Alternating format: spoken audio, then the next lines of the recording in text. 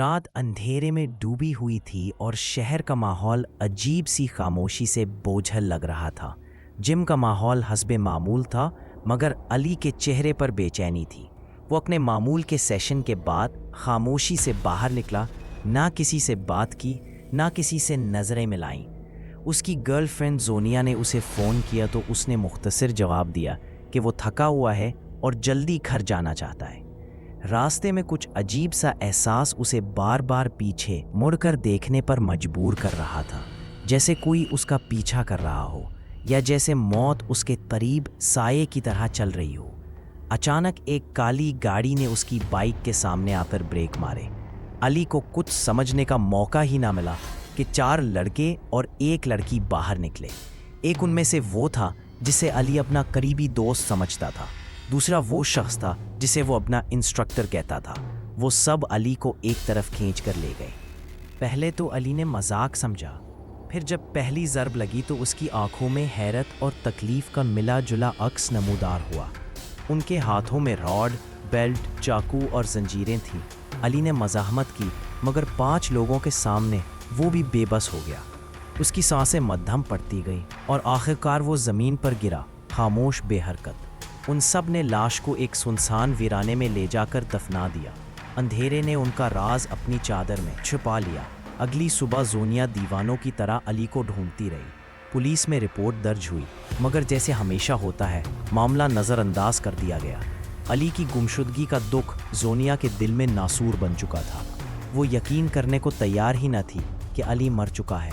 वो हर दरवाजे पर गई, हर दुआ, हर वसीला आजमाया, मगर सुकून न मिला। अली की गुमशुदगी को 1 महीना गुजर चुका था, मगर सोनिया की तड़प कम ना हुई थी। वो रोज़ सुबह निकलती, हर दरबार पर जाती, हर पीर फकीर के आगे हाथ फैलाती, दुआएं करती, सजदे में गिर गिर के रोती। उसके आंसू अब खुश्क होने लगे थे, मगर दिल की आग मज़ीद भड़क रही थी। एक दिन शहर के मुज़ाफ़ात में एक सुनसान दरबार पर वो गिरी हुई थी, सजदे में, आसमान की तरफ हाथ उठाए। उसी लम्हे एक बूढ़ा दरवेश उसके करीब आया। उसकी आंखें धुंधलाई हुई थीं, आवाज़ में थकन थी। जिसकी तलाश में हो वो मर चुका है। ये अल्फाज जोनिया के सीने पर हथौड़े की तरह लगे। वो तड़प कर उठी, उस दरवेश के कदमों में गिर गई। बाबा, वो कहाँ है? उसकी लाश बताओ बाबा। मगर दरवेश खामोशी से पलटा और अंदर एक पुराने हुजरे में गायब हो गया। जोनिया दीवानों की तरह उसके पीछे भागी, मगर कमरा खाली था। वो चिल्लाई, दरवाजे पीटे, हाथ जोड़े, मगर जवाब ना आया। अगले दिन वो फिर गई, फिर आवाज़ें दी, मगर बाबा न मिला। 10 दिन तक वो हर रोज़ इसी जगह आती, रात गए तक बैठती, कभी दुआ करती, कभी फरियाद, और साथ साथ थाने के चक्कर लगाती रही, मगर पुलिस की फाइलों में अली सिर्फ एक गायब शख्स था बस। फिर एक दिन वही दरवेश उसे एक पेड़ के नीचे बैठा दिखाई दिया। जोनिया दौड़ कर गई, उसके कदमों से लिपट गई। बाबा, खुदा के लिए बताओ, मेरा अली कहाँ है? दरवेश ने गहरी सांस ली। भूल जाओ उसे बेटी, वो अब तुम्हारी दुनिया का नहीं रहा।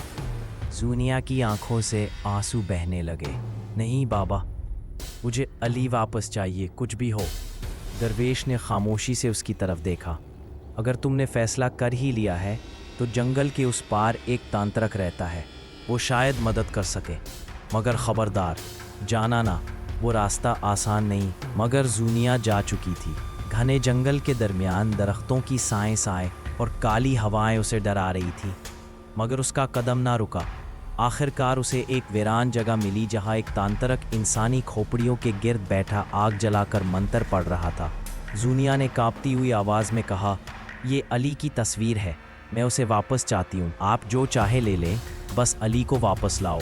तांत्रक ने उसकी तरफ देखा, आंखों में लाल चमक थी।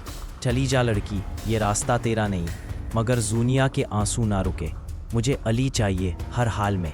तांत्रक ने आंखें बंद करके कुछ पढ़ना शुरू किया, फिर बोला, उसे कत्ल किया गया है। दहाड़े मारकर रोने लगी, मुझे अली वापस चाहिए। तांत्रक ने कहा, मैं सिर्फ उसकी रूह बुला सकता हूँ। मगर उस जोनिया ने आंखों में बेखौफी लिए कहा, मेरा जिस्म ले लो, अली को वापस ले आओ। तांत्रक ने लंबा सांस लिया, खोपड़ी पर कुछ खून छिड़का, मंत्र पढ़ने लगा। आग बुलंद होने लगी और कुछ लम्हों बाद एक साये ने जोनिया के गिर्द चक्कर काटना शुरू किया। پھر اچانک زونیا کی آنکھیں بدل گئیں، آواز بھاری ہو گئی، چہرے پر عجیب سی سنجیدگی آ گئی۔ علی کی روح اس کے وجود میں سما چکی تھی۔ اب زونیا نہیں، علی تھا، اور علی کو سب کچھ یاد آ چکا تھا۔ کس نے، کہاں، کیسے اس پر وار کیا؟ تنترک نے آنکھیں بند کرتے ہوئے کہا، اس کی روح تب تک تیرے جسم میں رہے گی جب تک تو اس کے جسم کو ویرانے سے نکال کر دفن نہ کر دے، اس کی نماز جنازہ نہ پڑھ لے۔ پھر تنترک نے زور سے کہا، جاؤ جاؤ جاؤ، اب فیصلہ تمہارے ہاتھ میں ہے۔ زونیا اب وہ زونیا نہ رہی تھی۔ اس کے اندر اب دو روحیں تھیں، ایک وہ جو محبت کرتی تھی اور ایک وہ جو بدلے کی آگ میں جل رہی تھی۔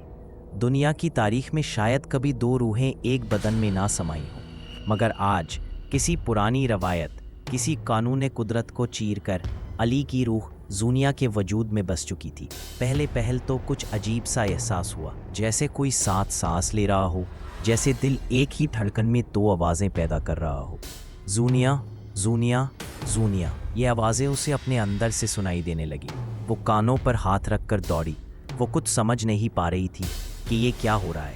گھبراہٹ میں وہ خود کو سنبھالتی، بھاگتی، درختوں کو چیرتی، سنسان راستوں سے گزر کر ایک دروازے کے سامنے آ کر رک گئی۔ اس کا سانس پھولا ہوا تھا، مگر دل کو ذرا سا سکون تب ملا جب اس نے خود کو ایک دروازے کے سامنے پایا۔ یہ علی کا گھر تھا۔ زونیا حیرت میں ڈوب گئی، میں یہاں کیوں آئی؟ تب ایک دھیمی مگر مانوس آواز اس کے اندر گونجی اور کہا جانا تھا، میرا گھر تو یہی ہے۔ زونیا کا دل لرز گیا۔ وہ آواز علی کی تھی، مگر وہ باہر سے نہیں، اندر سے آ رہی تھی۔ علی کی روح اس پر حاوی نہیں تھی، اس کا قبضہ نہیں تھا، بلکہ وہ زونیا کے وجود میں ایسے بس گئی تھی جیسے پانی میں خوشبو، نرم، بے آواز، مگر موجود۔ زونیا جب کسی بات کا جواب دینا چاہتی تو زبان سے کچھ کہے بغیر علی کو سب محسوس ہونے لگتا، جیسے دونوں کے درمیان اب لفظوں کی ضرورت نہیں رہی تھی۔ پھر اچانک ایک اور آواز آئی، اس بار باہر سے، زونیا تم جانتی ہو نا مجھے کس نے قتل کیا؟ زونیا کا جسم کپکپانے لگا۔ اس نے باہر جھانکا تو سامنے ایک سایہ کھڑا تھا۔ وہ علی کا سایہ تھا، مکمل، جیتا جاگتا، مگر بے رنگ، دھندلا۔ زونیا لپک کر اس کی طرف بڑھی، جیسے برسوں بعد کوئی اپنا مل رہا ہو، مگر جیسے ہی اس نے ہاتھ بڑھایا وہ سایہ اس کے ہاتھ سے گزر گیا۔ وہ اسے چھو نہیں سکتی تھی، صرف دیکھ سکتی تھی۔ زونیا نے کانپتی ہوئی آواز میں پوچھا، تم باہر کیسے آئے؟ میرے جسم سے، سایہ آہستہ سے بولا۔ جب کوئی روح عالم برزخ سے کسی جسم میں سما جاتی ہے تو وہ جسم اس کا دروازہ بن جاتا ہے۔ اب میں چاہوں تو نکل سکتا ہوں، مگر صرف اتنے وقت کے لیے جب تک میری نماز جنازہ ادا نہیں ہو جاتی۔ زونیا کی آنکھیں پھیل گئیں، تو پھر تم واپس جاؤ گے؟ سایہ خاموش ہو گیا اور پھر آہستہ سے بولا، ہاں، جیسے ہی جنازہ ادا کیا جائے گا مجھے لوٹنا ہوگا عالم ارواح میں۔ وہ لمحہ عجیب تھا، ایک طرف وصال، ایک طرف جدائی۔ زونیا کے اندر کی زونیا رو رہی تھی، مگر علی کی روح پرسکون تھی۔ وہ جانتا تھا اس بار وہ تنہا نہیں ہے، اور اس بار انصاف ضرور ہوگا۔ زونیا نے خود سے وعدہ کیا، اب وہ خاموش نہیں رہے گی، اب جنازہ بھی ہوگا اور انصاف بھی۔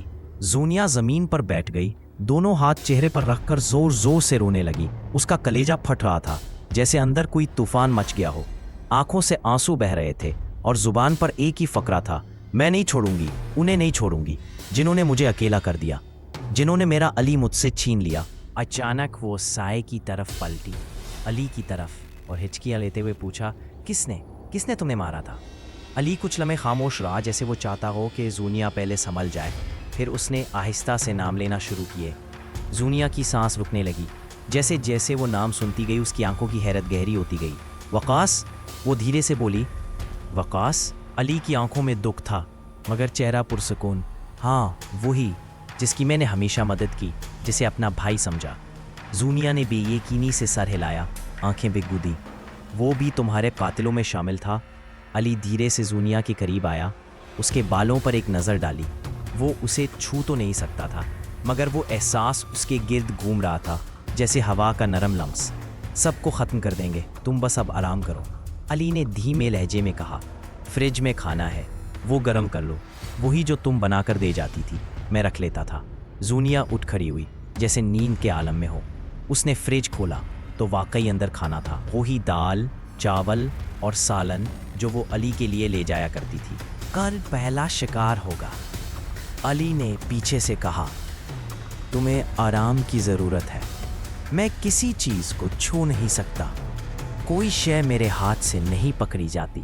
مگر میں، وہ خاموش ہوا، پھر کہا، ہوا اور پانی کا رخ بدل سکتا ہوں۔ زونیا کھانے کو گرم کرنے لگی، چولہے کی ہلکی آنچ پر جیسے اس کے وجود کی تھکن بھی پگھلنے لگی۔